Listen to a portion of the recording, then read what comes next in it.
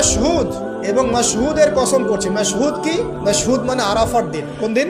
আরাফার দিন। এটা কোন দিন? যুব সমাজকে জিজ্ঞাসা করেন, বলতে পারবে না। আরাফার দিন কোন দিন? এখনকার তরুণ প্রজন্ম দেখেন, আরাফার দিন কোন দিন বলতে পারবে না।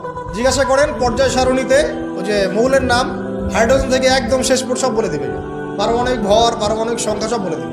ফিজিক্সের প্রশ্নগুলো জিজ্ঞাসা করেন, সব বলে দেবে। যে হায়ার ম্যাথ আছে, হায়ার ম্যাথের প্রশ্ন বলে দিবে। বায়োলজির যে কঠিন কঠিন বৈজ্ঞানিক নামগুলো আছে না, ব্যাঙের বৈজ্ঞানিক নাম, অমুকের তমুকের, মানুষ সব বলে দিবে। বলেন মাশহুদ কাকে বলে? শাহিদি ওয়া মাশহুদ আয়াতটা শুনেছো কখনো? বলবে শুনি নাই। এই হলো অবস্থা, শিক্ষা সিস্টেমের এই হলো অবস্থা।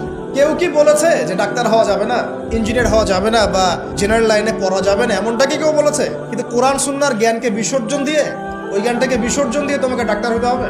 আমার তো মাঝে মাঝে মনে হয় যে এইসব সেকশনে এই সায়েন্টিফিক পড়াগুলোর পাশাপাশি মানবিক কিছু পড়াশোনা দেওয়া দরকার।